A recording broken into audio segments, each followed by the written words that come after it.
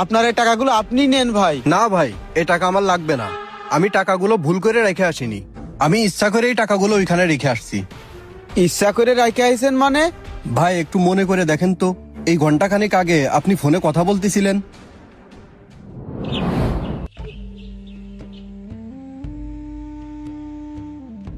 লোকজন তো বলল এই পাড়ায় বাড়ি হবে, এখন কার কাছে শুনবো? এই তো একটা লোক আছে। ও ভাই, ছেলে পক্ষতে ছেলের আব্বা ফোন করেছে, কয়েছে বিয়ের পর যাত্রীটি 300 লোক খাওয়ানো লাগবে। আমি কি করে তাকে বুঝবো?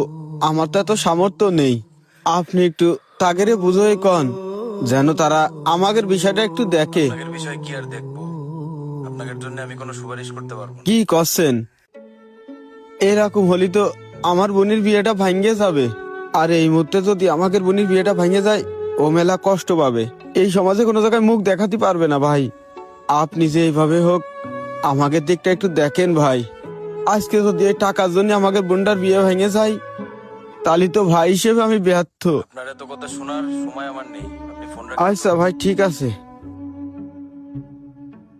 হে আল্লাহ, এই টাকার জন্য কি আমার বোনটার বিয়ে ভেঙে যাবে? দুনিয়ায় মানুষ কত রকম সমস্যার ভিতরে আছে। ওই সময় আমি আপনার সব কথা শুনছি, আর আমার মনে হয়েছে এই বিপদের সময় আপনার পাশে দাঁড়ানো উচিত। ও ভাই, আপনি তো আমাকে চেনেন না। আপনি একজন অপরিচিত মানুষ হয়ে আমার বিপদে এইভাবে সাহায্য করলেন। ভাই শোনেন, মানুষের বিপদে পাশে দাঁড়ানোর জন্য অপরিচিত থেকে পরিচিত হওয়া লাগে না, মানুষ মানুষের জন্যে।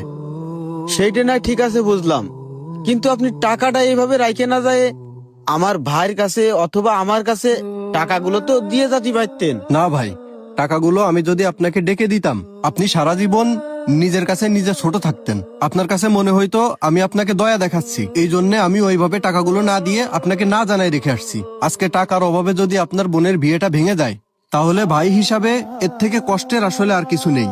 আমি চাই না যে আপনি এই ব্যথা নিয়ে সারা জীবন বয়ে বেড়ান। আল্লাহ পাক আমাকে সামর্থ্য দিয়েছে, তাই আমি আজকে আপনার পাশে দাঁড়াইতে পারছি। এখানে আমার কোনো কৃতিত্ব নেই ভাই। আমাদের সমাজে যাদের সামর্থ্য আছে তারা সবাই যেন এভাবে মানুষের পাশে দাঁড়ায়, তাহলে আমাদের সমাজটা পরিবর্তন হয়ে যাবে। আপনারা দুই ভাই এখনো মন খারাপ করে আছেন কেন? বোনের বিয়ে ধুমধাম করে দেন, আর অবশ্যই আমাকে দাওয়াত দেবেন। আমি আমার পরিবার নিয়ে এসে খেয়ে যাব। এইটা রাখেন, এটা আমার কার্ড। ভাই তাহলে আপনারা থাকেন, বিয়ের আয়োজন করেন, আমি এখন আসি। আচ্ছা ভাই, ঠিক আছে। আসসালামু আলাইকুম। ওয়ালাইকুম আসসালাম। যাক, ওই আল্লাহ টাকাগুলো ম্যানেজ করে দিয়েছে। এইবার আমাকে